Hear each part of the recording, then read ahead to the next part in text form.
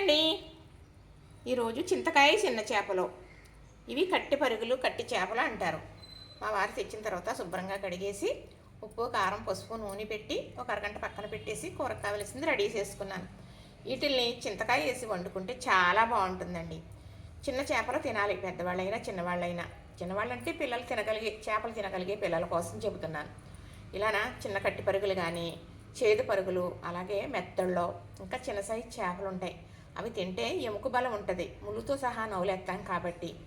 కంటికి ఒంటికి చేపల మంచిదేనండి. చేపలు తినండి, చికెను మటను కన్నా ఆరోగ్యం చాలా మంచిగా ఉంటుంది. నీసు తినేవారి గురించి మాత్రం చెబుతున్నాను. మరి ఎలా వండుతానా అనుకుంటున్నారు కదా. ఈ కట్టి పరుగులు చక్కగా ఇలా చింతకాయలు వేసి వండుతాను. చింతకాయలు పై పొట్టు తీసేసాను, లోన పప్పు తీసేసాను. అలానే ఒక ఉల్లిపాయ కట్ చేసుకున్నానా, 4 పచ్చిమిర్చి, కొంచెం వెల్లుల్లి రెమ్మలండి, ఇవి ఇక్కడ ఉన్నాయి వేస్తాను. అలానే కొంచెం కొత్తిమీర వేసి మిక్సీ పడతాను. కొంచెం కొత్తిమీర కూరలో పైన వేస్తాను. ఇది నూరుకున్న మసాలా ముద్ద. ఈ మసాలా ముద్ద ఎల్లుల్లిపాయలు, కొద్దిగా అల్లం, మరేమో జీలకర్ర, ధనియాలు, నిన్న మసాలా కూరకు చేసింది ఉంటే ఉంచానండి, అది వేసేస్తాను. అల్లం వేయవలసిన పని లేదు కానీ కొంచెం మాత్రమే ఉంటుందని వేసాను. చేపల కూరకి అల్లం వేస్తే చేపలు ఇడిపోతుందని వేయరు. చికెన్కి మటన్కి మాత్రమే అల్లం వేస్తారన్నమాట. చక్కగా ఈ కూర చేసే విధానం మీకు నేను చూపిస్తాను. ఇప్పుడు ఈ ఉల్లిపాయ కట్ చేసుకున్నాం కదా, ఇవి ఈ మిక్సీ గిన్నెలో వేసేస్తున్నానండి. ఇది చింతకాయ ఉగ్గిపోయిందండి, కూరలో వేసేసుకోవచ్చు. తినేటప్పుడు గింజలు తీసి పాడేయచ్చు. అలానే పచ్చిమిర్చి, అలాగనే వెల్లుల్లి రెమ్మలు కూడా వేసేస్తున్నాను. ఈ కాస్త కచ్చాపిచ్చా నలిగిన తర్వాత అప్పుడు ఈ పెచ్చులు వేస్తానండి, చింతకాయ పెచ్చులు. ఇప్పుడు ఇలా నలిగింది కదా, ఈ చింతకాయ పెచ్చులు ఇందులో వేసేసుకుందాం. గింజలు కానీ ఏమీ లేవండి, ఉండకూడదు. గింజలు ఉంటే పొగరు వచ్చేస్తుంది. ఇప్పుడు ముదిరిపోతాయి కాబట్టి పెచ్చు కూడా తీసేయాలన్నమాట. మా అమ్మ ఇలా తీసి వండేవారన్నమాట. ఇది చాలా బాగుంటుంది. ఇప్పుడు ఈ కొత్తిమీర కూడా ఇలా వేసేస్తున్నాను. ఇందులో కొంచెం వేసుకుని మిక్సీ పట్టుకుందాం. మళ్ళీ ఇంకొకసారి మిక్సీ పట్టేస్తాను. ఇప్పుడు కళాయి పెట్టుకున్నాను. ఇది ఇలా మిక్సీ పట్టేసాను కదా, వేసేస్తున్నాను. ఇప్పుడు మా వారు వచ్చేస్తారండి, తొందరగా చేసేస్తున్నాను. వీడియోలు అంటే విసుక్కుంటున్నారు. చేయటం అలవాటు అయిపోయి మానలేకపోతున్నాను. మీ అందరికీ తెలియాలి కదా నేను చేసేది అని చెబుతున్నాను అనమాట. చక్కగా ఇందులో ఎక్కడో గింజలు కూడా ఉంటాయండి.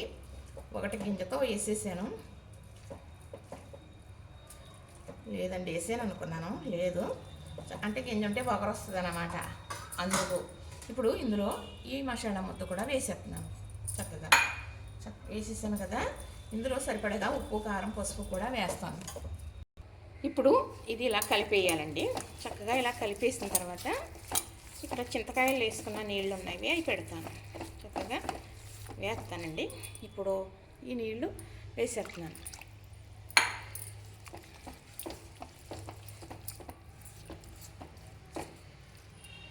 ఇప్పుడు ఇలా వేసేసాను కదా, మనం ఈ చింతకాయ కూడా వలుసుకుని ఉంచుకున్నాను కదా, ఇది కూడా వేసేస్తాను. పులుపు అనేది కూరకు పడుతుంది. తినేటప్పుడు గింజలు తీసి పడేచ్చే ఒట్టు ఉంటుంది కదా, అది. ఇవి ఈ చేపలన్నీ కూడా చక్కగా మనం ఇలాగా వేసుకుని వచ్చేయాలన్నమాట. ఇలాగా చక్కగా ఇలా పెట్టిన తర్వాత చూసారు కదా, ఉప్పు కారం పసుపు వేసేసాను. చేపల్లో కూడా వేసాను. చేపల్లో వేసింది ఇప్పుడు ఇందులో గొజ్జులో వేసింది చక్కగా సరిపోతుంది అన్నమాట. ఇలాగా దీనికన్నా ఇంకో కళాయి ఉందండి, ఎలడుపుగా ఉంటుంది, అందులోకి మార్చేస్తాను. అప్పుడు చేపలు ఎలా పేర్చినవి అలాగా ఉంటాయి. ఇంక మనం కడపక్కర్లేదు. ఉడికిపోయిన తర్వాత కట్టేసుకుని ఇలా గరిటతో చేపలు తీసుకుని వేసుకోవడమే. ఇప్పుడు నేను ఈ కళాయి అనేది మార్చేస్తాను. ఇప్పుడు మరి కళాయి మార్చేస్తున్నానండి. ఇది పెట్టుకున్నాను కదా, ఇందులో కొంచెం నూనె వేసుకున్నాను. ఎందుకంటే అంటుకోకుండా ఉంటుందని ఫస్ట్ నూనె వేసాను. అసలు ఎప్పుడు వేస్తాను నూనె అంటే చెప్తాను. చేపల్లో కూడా వేసాను, అయినా మనం కొంచెం నూనె వేస్తాం. ఇప్పుడు అంటే చెప్తాను మీకు. ఇప్పుడు అంటే ఇలాంటివి వండుకోవాలండి. ఇలాంటివి వండుకుంటే గొప్ప ఆరోగ్యం. ఏదో మనం గొప్పగా ఉండే తినటం కాదు, కానీ చిన్న చేపలు అంటే నిస్కం కాదు. చిన్న చేపలు అంటే ఆరోగ్యం. చక్కగా ఇలాగా పేచేసాను కదా, ఇప్పుడు వేస్తామన్నమాట అండి నూనె. కొద్దిగా నీళ్ళు కూడా వేసి అప్పుడు నూనె వేస్తామన్నమాట. పైన ఇలాగా ఒక్క చెంచా వేసినా చాలు. ఇందులో నూనె ఎక్కువేమీ పట్టదు. నేను చేపల్లో వేసాను ఒక చెంచా, ఇలా మళ్ళీ కళాయిలో వేసాను. మనం ఇలా వేసేటప్పటికి మొత్తం అన్నీ కలిసిపోతాయి.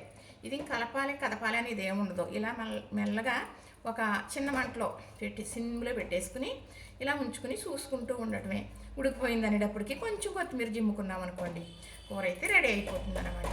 అప్పుడే ఉడికొచ్చేస్తుందండి. కానీ చిన్న మంట మీద ఉడకాలి, చిన్న చేపలు కదా. చక్కగా చూసారు కదా. ఇప్పుడు మొత్తం కూర అయిందరో చూపిస్తాను మీకు.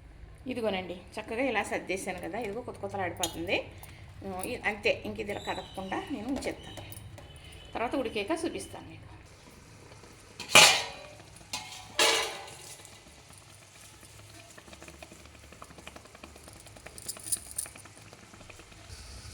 చక్కగా రెడీ అయిపోయిందండి.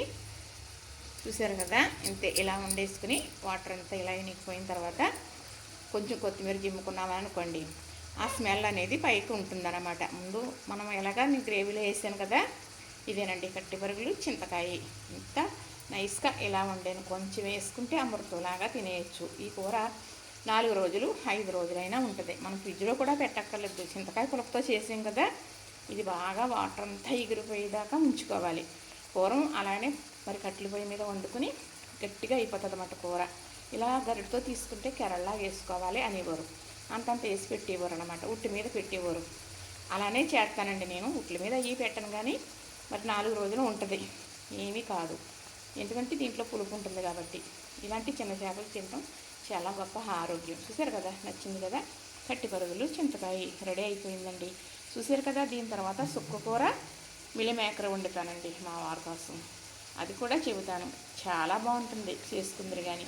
సరేనా. చూసిన వారు ఎందుకు లైక్ చేయరండి? లైక్ చేయాలి కదా. లైక్ చేస్తేనే కదా మీరు ఈ వీడియో చూసిన ఫలితం ఉంటుంది. తప్పకుండా లైక్ చేయండి.